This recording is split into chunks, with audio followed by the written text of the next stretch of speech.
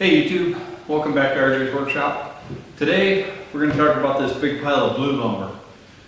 This is actually a request from a friend, Dave at Dave's Restorations. If you watched any of my El Camino vlog, you might recognize these. These are the wheel stands that I was using underneath the El Camino when I was working on it. It's a little project that we made up out of scrap wood, stuff we had laying around, left over from some builds.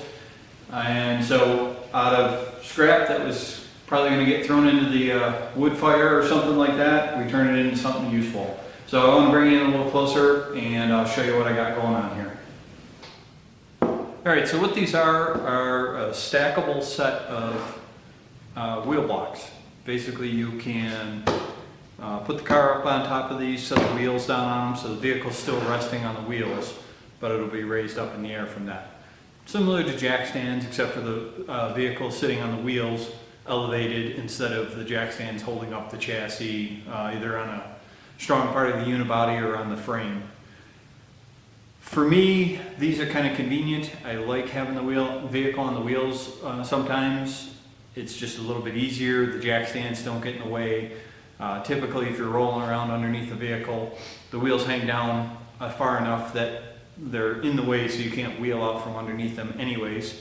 So rather than having the wheel hanging here and then the jack stand behind it, it just gives you another area that you can't get access to easily. So like I say, I just find these fairly quick and easy. There are times when they're very important. If you're tightening up suspension components, the El Camino's a GMA body, so it's got a lot of rubber bushings on it. You don't want to reassemble like the rear suspension and trailing arms and have the suspension at full droop, tighten up the bushings really tight, and then so that would preload the bushings before you set it on the ground. So you actually want to assemble it, put weight on the actual wheels, and then you tighten it up at ride height. So in this case, you can do that. When I put the axle in, obviously I had the vehicle up on jack stands, and then at that point in time, I put the wheels on, put the axle in, left everything loose, set everything on the weight of the vehicle on the tires on here, and I still had the vehicle up high enough that I could get underneath it, tighten everything up, and it worked well. Same thing evaluating springs, spring heights, things like that. They're just kind of handy. They're not for everything, but they're a little quicker, I find, as well compared to jack stands. You don't have to position them and things nearly as much. So enough about what you use them for, or what I use them for. Again, these were made out of scrap wood completely, stuff that was laying around. So they are interlocking, so you can see the little bumps. So this keep the wheel from rolling off. It's not a huge lip, but you've got about 1.5 inch lip to keep the tire centered here. And then those lips, you can see they're inset a little bit on the ends. So you can see you can take one and stack the other on there, and they interlock. They're loose. I mean, they've got 1/4 inch of play each way, but because you have the bump sticking up here, and then the way this is built, you've got a little recess here, and it works out quite well. I've got essentially two sets. I've got a set made out of 2x4s, which are 4 inches tall, and I've got a set made out of 2x6s, which are 6 inches tall. So I either use it as 4, 6, or sometimes 10. Actually, quite often 10. For my, like I say, I was working on my El Camino 10-inch set, worked great. I could lay on a creeper and still have reasonable access overhead, reaching everything quite easily. So 10 inches is kind of ideal for me. You can conceivably go higher than that if you want. This is good for me. The other thing is I find I use these things for a lot of other things. There's a stack of them. The other thing that's nice is just throw them underneath the two-wheel dolly under them. They roll around. They're fairly lightweight. The 2x4 style is 8 pounds. The 2x6 style is 10 pounds. So they really don't weigh terribly much. So to build these, real simple. The ones that we made are just, basically based on what we have for materials. They're 16 inches long and 12 inches wide.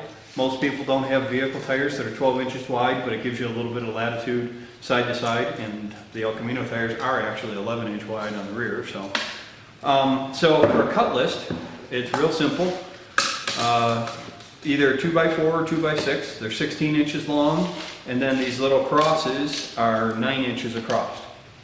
So there's actually 50 linear inches of 2x material in each one of these. So a little over a half of an 8-foot 2x4. If you were going out and buying material, you wanted to start from fresh material, you could shorten everything up by a half an inch and get it out of a half, each one out of a half of it, either a 2x4 or 2x6. So instead of making it 16 inches long, make it 15 and a half. And instead of being, 12 inches wide, which makes for a 9-inch centerpiece here, you could shorten it up to 8.5 inches. And then, like I say, these 4 pieces would come out of a half of an 8-foot piece of 2x material. For the little steps, these were just some pieces of 2x3 that we had left over. These are 8.5 inches wide because you need a little bit of wiggle room. This piece is 9 inches, so this is only 8 inches, so the one will stack on top of it. And basically, these are 1.5 inches tall, and you can see there's a little lip on this side. Well, hopefully you can see there's a little lip on that side. Yeah, it's not too far out of focus. So this is just like it's a random angle. I'd say it's about 30-degree angle. So these 2 pieces came out of the same piece of wood. Chop it to 8.5 inches long, rip it down at a 30-degree angle, and then they go on either side. The 2.5 inch deck screws holding it together. So on the 2x4 models, there's 2 on each side, and I believe on the 2x6 ones, we've got 2 on each side, just giving a little more lateral support. So they're 2.5 inch long deck screws, number 9s, I believe. In the top, there are 1, 2, 3, 4, 5, 6, 7, 8 deck screws. I believe those are number 8 by 1.5 inches. Again, materials that we had on hand. You can use multiple different ones. I believe they were glued together as well, just to add a little bit more stability. With the amount of contact area, you've got four pieces here. They're screwed together. There's the height versus width ratio. They're not unsteady. I mean, you're not going to crush them or tip them over. The compressive strength of a 2x6 or something like that is, they're crazy overbuilt. They're not going to be crushed. I have not put my 7,000 pound Ford on them yet. Doesn't mean I won't. I just haven't had a need to. That stupid Ford is so tall, I really don't need to raise it up to work underneath it unless I'm taking the wheels off. So I don't really know when I would do it. But they're very stable. They work real well. I'll put up a cut list, a list at the end of the video you can pause on if it's something that you're interested in. Cheap, easy. This blue is the finest color that Home Depot had in their goof paint at the time. Usually when we go into Home Depot or Lowe's or one of those, we look at their goof paint, and I think a lot of times you can get a gallon of indoor-outdoor paint for $8 or something like that. You just have to live with whatever color they had. So I like this blue anyway, so it worked out pretty well. So wheel blocks, wheel lips, whatever, I don't know what you would call them, but Dave, make yourself a set. Dave does a lot of restoration stuff. He's doing sheet metal work on muscle cars all the time, so he's trying to get stuff up in the air quickly. He'll be picking stuff up and down quite often. So this would be a quick, easy setup, nice way to do it for you. So give it a shot.